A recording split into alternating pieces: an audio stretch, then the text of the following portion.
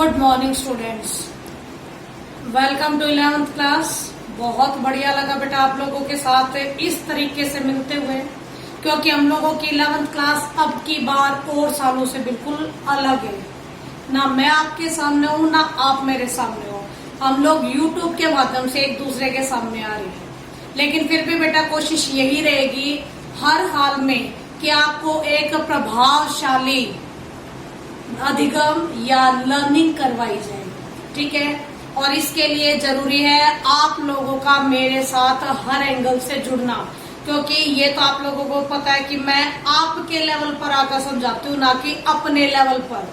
ठीक है, और शायद यही रीजन है कि आप और हम बहुत अच्छे से जुड़ जाते हैं एक दूसरे के साथ। तो चलिए बेटा शुरुआत करते हैं हम लोग 11th क्लास की।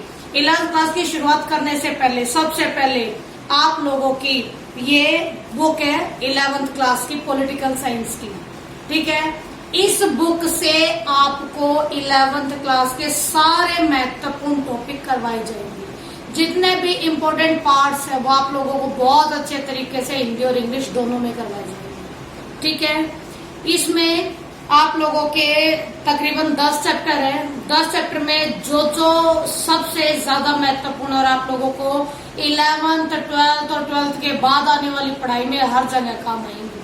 तो जितना आप लोगों को लिखवाया जा रहा है, जितने आप लोगों को नोट्स पहुंचाए जा रहे हैं, बेटा मेरी हम्बल रिक्वेस्ट है आपके साथ कि प्लीज उसको बहुत बढ़िया से अपनी कॉपी में मेंटेन रखना और उस कॉपी को संभाल के भी रखना, क्योंकि ये नोट्स फिर बार बार नहीं बनवाए जाएंगे। ठीक है, चलिए बेटा इस बुक के अब हम लोग फर्स्ट चैप्टर आप लोगों का फर्स्ट चैप्टर की शुरुआत करते हैं। फर्स्ट चैप्टर का नाम है कॉन्स्टिट्यूशन। ठीक है, कॉन्स्टिट्यूशन है क्यों और कैसे, यानी कि संविधान। हिंदी में हम इसको संविधान बोलेंगे, संविधान को इंग्लिश में कॉन्स्टिट्यूशन बोला जाता है। ठीक है, ये जो कॉन्स्टिट्यूशन आप लोग पढ़ोगे क्यों और कैसे, यानी यहाँ पर आप लोग टोटली पूरा संविधान के बारे में पढ़ने वाले हो। संविधान क्या था, कैसे था, कब बना, कैसा क्या चीजें उसमें इंक्लूड की गई, कौन कौन सी चीजें अब हमने बाद में आकर इसमें से निकाल दी है, ये सारी चीजें आप लोगों को इस चैप्टर में पढ़ने को मिलेंगी। ठीक है बेटा, सबसे पहले जब चैप्टर की शुरुआत होगी तो सबसे पहले तो हम लोग इसके परिभाषा की बात करेंगे, डेफिनेशन की बात करेंगे। ठीक है, इसमें डेफिनेशन होगी बेटा संविधान नियमों, कानूनों और सिद्धांतों का समूह है। दोबारा सुनो, संविधान नियमों, कानूनों और सिद्धांतों का समूह है जिसके द्वारा किसी राज्य की सरकार शासन करती है। या अगर मैं अपनी बिल्कुल सिंपल लैंग्वेज में बताऊं तो आपका संविधान एक ऐसा नियमों का समूह है जिन नियमों को इस्तेमाल करते हुए कोई देश, कोई राज्य सरकार, कोई सेंट्रल गवर्नमेंट अपने देश की शासन व्यवस्था को चलाती और आगे बढ़ाती है, जिससे देश सुचारू रूप से चलता है। अगर संविधान के ये नियम, ये कानून न हो तो किसी भी पोर्शन यानी किसी भी शासन के अंग को नहीं पता होगा कि उन्हें क्या करना, उन्हें कितना करना है, उनके पास क्या क्या अधिकार है, उनकी क्या क्या सीमाएं हैं उनके अधिकारों की। तो ये सारी जानकारी केवल और केवल कॉन्स्टिट्यूशन ही नहीं देता है। 10th क्लास में आप लोगों के जो सिविक्स की बुक थी उसका सेकंड चैप्टर था फेडरलिज्म, जिसको हम लोग संघीय व्यवस्था बोलते थे। उस फेडरलिज्म में आप लोगों ने प्रॉपर तरीके से पढ़ा था कि जो आप लोगों की सरकार है, सरकार के 3 अंग होते हैं। ठीक है, विधायिका है, कार्यपालिका है, न्यायपालिका है, यानी ये तीनों मिलकर पूरे देश को चलाने का काम करते हैं। ठीक है, अब ये 3 देश को चलाते हैं। अब इन 3 को कौन अधिकार देता है, इन 3 को क्या पता कि उन्हें क्या काम करना है। ये सारे के सारे काम आप लोगों का संविधान ही उन्हें बताता है कि विधायिका के क्या क्या अधिकार है और वो कहाँ तक अपने अधिकारों का इस्तेमाल कर सकती है, या किस पद का कितना अधिकार है, वो अपने उस पद की पावर से बाहर निकलकर कोई काम नहीं कर सकता है। ठीक है बेटा, तो जो संविधान है वो एक ऐसा दस्तावेज है, लिखित दस्तावेज है जो पूरे तरीके से पूरे देश को शासित करता है, यानी किस तरीके से किसको कितना काम करना है, ये सारी जानकारी आपका संविधान यानी कॉन्स्टिट्यूशन देता है। यहाँ तक कि जो न्यायालय आप लोगों का जो न्यायालय है, वो न्यायालय आपकी हर छोटी बड़ी जितने भी आप लोग फैसले सुनते हो, ये सब कुछ संविधान के अकॉर्डिंग होता है। ठीक है, संविधान की व्याख्या करनी हो तो केवल और केवल न्यायपालिका के पास ही सारी चीजें होती हैं। ठीक है, उसी के पास सारे अधिकार है संविधान से रिलेटेड। ठीक है बेटा, अब हम लोग करते हैं कि संविधान तो हम लोगों ने शुरुआत कर दिया, उसकी डेफिनेशन बता दी है, लेकिन भाई इसके साथ साथ एक संविधान की प्रस्तावना यानी इस प्रस्तावना शब्द को अगर आप लोग ढंग से समझना चाहोगे तो प्रस्तावना यानी किसी भी बुक किसी भी चीज के पहले आप लोग ये थोड़ा समझने की कोशिश करते हो कि आखिरकार ये है क्या, आखिरकार इसमें है क्या। तो जो प्रस्तावना है वो पूरे संविधान का एक बाहरी खाका है, जिसमें ये डायरेक्ट लिखा हुआ है कि आप संविधान में स्वतंत्रता, समानता, न्याय, लोकतांत्रिक गणराज्य, पंथ निरपेक्ष राज्य, इन सब के बारे में पढ़ने वाले हो। ठीक है बेटा, तो आप लोगों की तकरीबन एसएसटी की क्या हर एक बुक के सामने आप लोगों की ये प्रस्तावना होती है। ठीक है, जैसे कि आप लोगों की पॉलिटिकल साइंस की बुक के आगे भी ये प्रस्तावना छपी हुई है। इसमें अगर आप लोग देखोगे तो इसकी शुरुआत होती है हम भारत के लोग, बड़ा महत्वपूर्ण पॉइंट है ये। हम भारत के लोग के बाद इसमें सभी बातें लिखी हुई है, संपूर्ण प्रभुत्व संपन्न समाजवादी पंथ निरपेक्ष लोकतंत्रात्मक गणराज्य। ठीक है, सामाजिक आर्थिक और राजनीतिक न्याय, अभिव्यक्ति स्वतंत्रता, समता, और आप लोगों का आगे आ जाएगा भाई राष्ट्र की एकता, अखंडता, यानी इतने सारे शब्द जो इसमें इस्तेमाल हुए हैं, ये सारे के सारे शब्द आप लोगों के प्रस्तावना में डाले गए हैं ताकि बहुत अच्छे तरीके से आप लोगों को ये पता लग सके कि संविधान में आखिरकार जुड़ा क्या क्या है। ठीक है, अब ये संविधान, अब ये प्रस्तावना अगर मैं आप लोगों को एक लाइन में लिखने के लिए दे दूं कि बेटा ये प्रस्तावना आखिरकार है क्या, ठीक है, तो इसके लिए आप लोग लिखोगे कि संविधान का प्रारंभिक यानी के शुरुआती परिचय है प्रस्तावना। संविधान का प्रारंभिक यानी शुरुआती परिचय है प्रस्तावना। ये प्रस्ताव, इस प्रस्तावना में संविधान निर्माताओं की भावनाएं हैं, यानी जो संविधान के निर्माता है उनके मन की कुंजी आपकी प्रस्तावना कहलाती है। ठीक है बेटा, इस प्रस्तावना को डाला गया क्यों, ताकि मूल उद्देश्य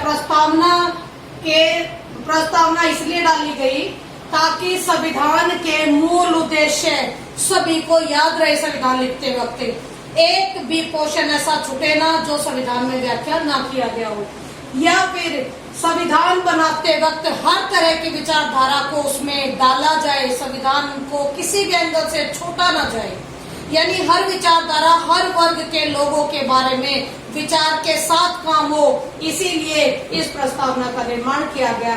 या फिर इसी प्रस्तावना में ही ये क्लियर किया गया कि सरकार के दायित्वों पर किस तरीके से प्रकाश डालेंगे, सरकार के दायित्व क्या होंगे, सरकार किस तरीके से काम करेगी वगैरह वगैरह। ठीक है बेटा, यानी प्रस्तावना प्रारंभिक परिचय है संविधान का, जिसमें पूरे संविधान में क्या लिखा हुआ है वो सब आप लोगों का प्रस्तावना में सिर्फ एक पेज से परिचय मिल जाता है।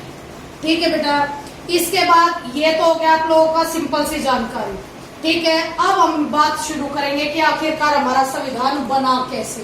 ठीक है, आखिरकार हमारे संविधान में क्या वो चीजें थी जिसने संविधान को इस तरीके से बनाया। इसके लिए देखिए बेटा, आप अब यहाँ से हम शुरुआत करते हैं कि संविधान सभा बनाने के लिए या भारत में संविधान बनाने के लिए बेहद प्रयास किए गए। काफी लंबे चौड़े समय से प्रयास जारी थे, लेकिन एक जीके का क्वेश्चन बन जाता है कि संविधान के लिए सबसे पहले मांग किसने उठाई।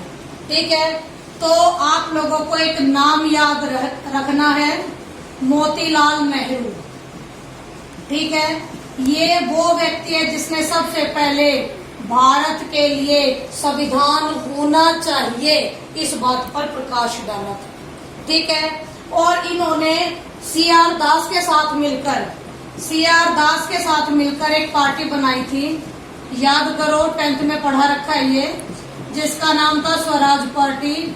इस स्वराज पार्टी से शुरुआत हुई थी कि भाई भारत में एक संविधान बनना चाहिए, जिसका प्रथम प्रयास साइमन कमीशन भी था।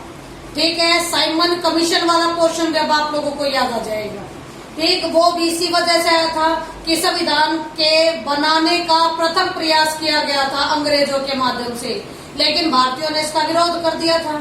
ठीक है, लेकिन ऐसा नहीं है कि उसके विरोध के बाद कभी ब्रिटेन की तरफ से ऐसा कुछ हुआ ही नहीं। ब्रिटेन ने बार बार अपने तरीके से लोगों को सेटिस्फाइड करने की कई बार कोशिश करी है। ठीक है, उन्होंने 1935 में गवर्नमेंट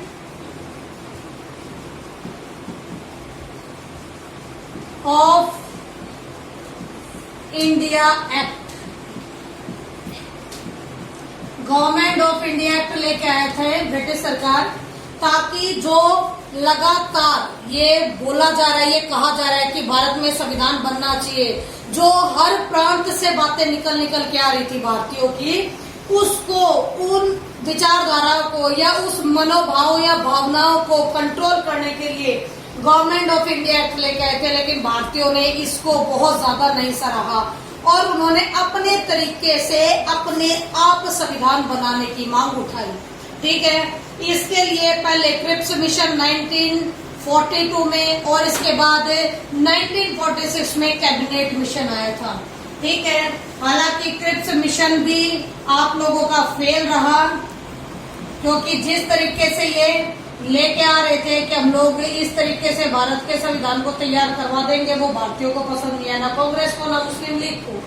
ठीक है, और 1946 तीन सदस्य आए थे कैबिनेट मिशन में और उन्होंने पूरी कोशिश की कि हम लोग किसी तरीके से भारतीयों को मना ले, भारतीयों को समझा दे और एक उनके लिए संविधान का निर्माण करें।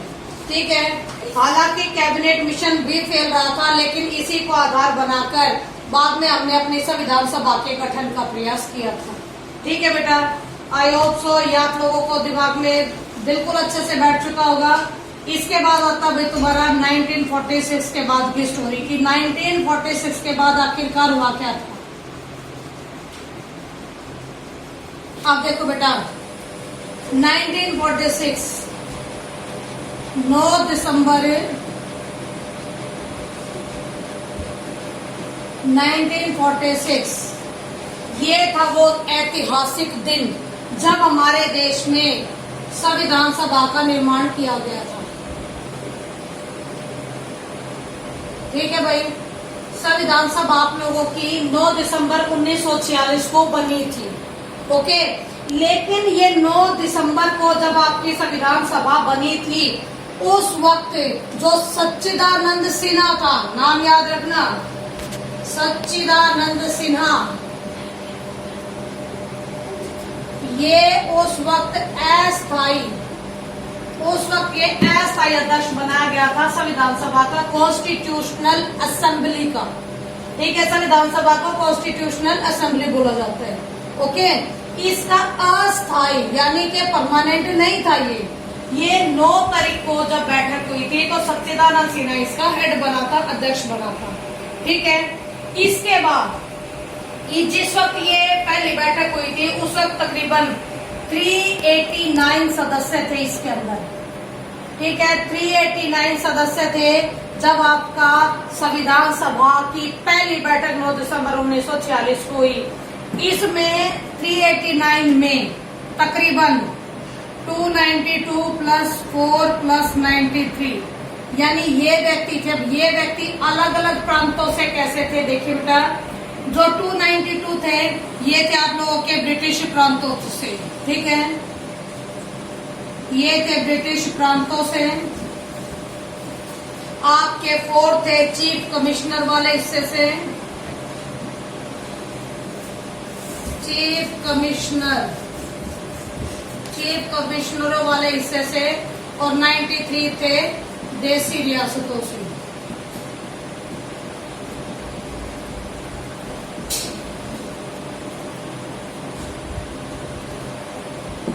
ठीक है बेटा, यानी क्या तुम ये कहोगे कि मैंने ब्रिटिश प्रांत, देसी रियासतें या क्या समझा रही? ठीक है, तो इसको अगर समझना है तो बेटा थोड़ी सी चीज और समझनी पड़ेगी कि आजादी से पहले हमारे देश में रजवाड़े हुआ करते थे। शब्द देखो, रजवाड़े।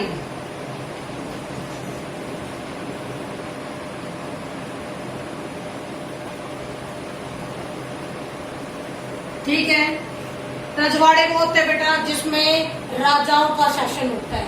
ये हमारे दो तरह के थे, एक थे ब्रिटिश प्रांत, एक थे देसी रियासतें।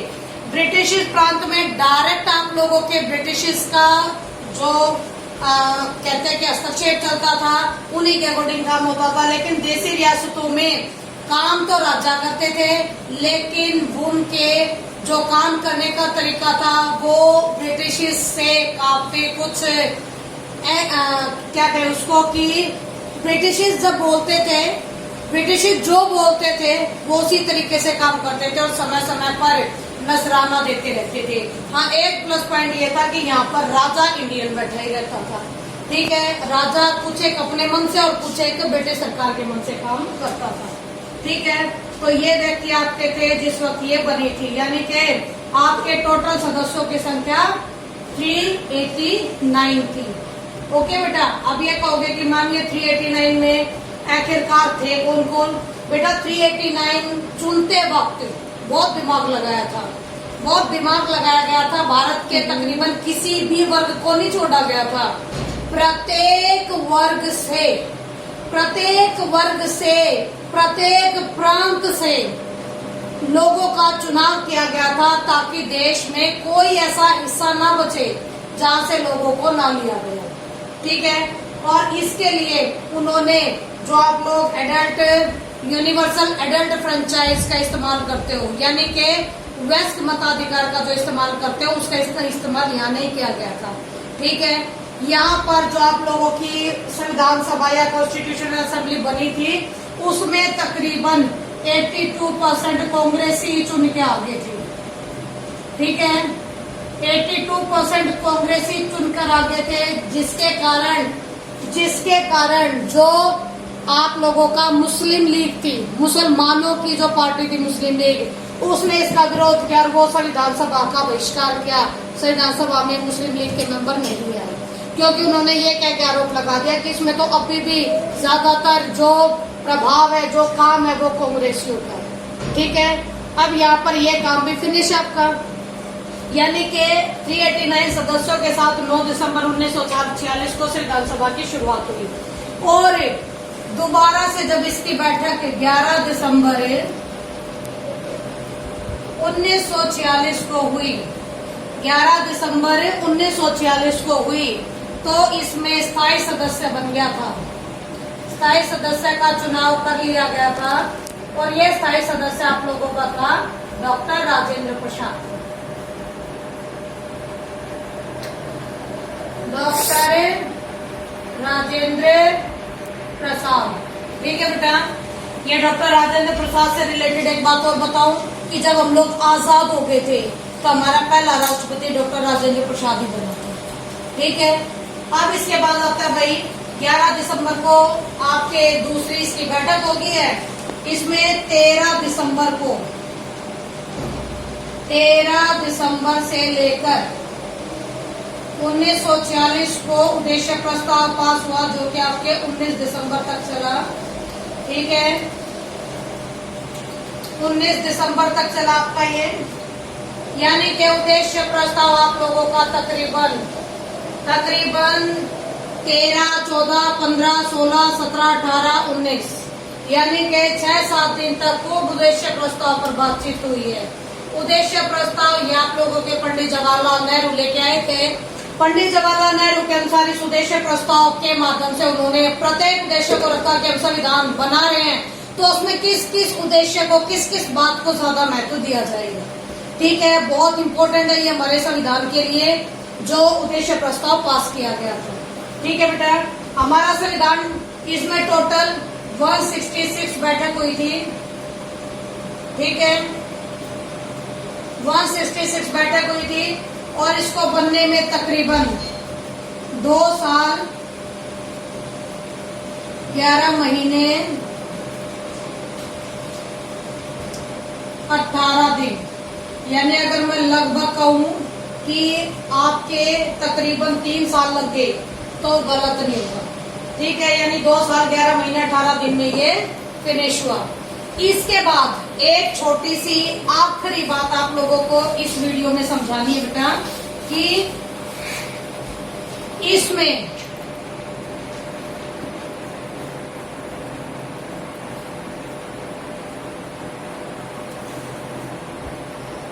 कि जो आप लोगों का ये संविधान बना, जो आप लोगों का ये संविधान बना, ये 1946 से लेकर 1949 तक बना। डेट यहाँ पर मैं लिख देती हूँ, ये 9 दिसंबर है। ठीक है, और इसकी डेट आप लोगों की 26 नवंबर है। ठीक है, ये बन के रेडी हो गया था आपका संविधान 9 दिसंबर 1946 से 26 नवंबर 1949 तक, यानी कि 26 नवंबर 1949, यानी इस वक्त हमने इसको अंगीकृत, यानी हमने संविधान को अंगीकृत किया। अंगीकृत किया मीन्स हमने अपना लिया था कि हमारा संविधान तैयार हो चुका है। ठीक है, और 26 जनवरी, देखो बेटा करेक्ट 2 महीने का गैप आ रहा है, 26 नवंबर से 26 जनवरी। 26 नवंबर 1949 को अंगीकृत किया, जबकि 26 जनवरी 1950 करेक्ट 2 महीने बाद इसे भारत में लागू किया गया।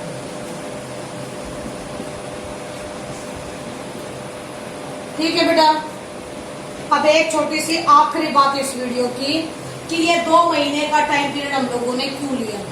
अब मैं इस 2 महीने के लिए आप लोगों को थोड़ा 10th का थर्ड चक्रिया दिलाती हूँ। नेशनलिज्म इन इंडिया, यानी भारत में राष्ट्रवाद वाला, हिस्ट्री वाला, उसमें आप लोगों ने पढ़ा था कि 26 जनवरी 1930 को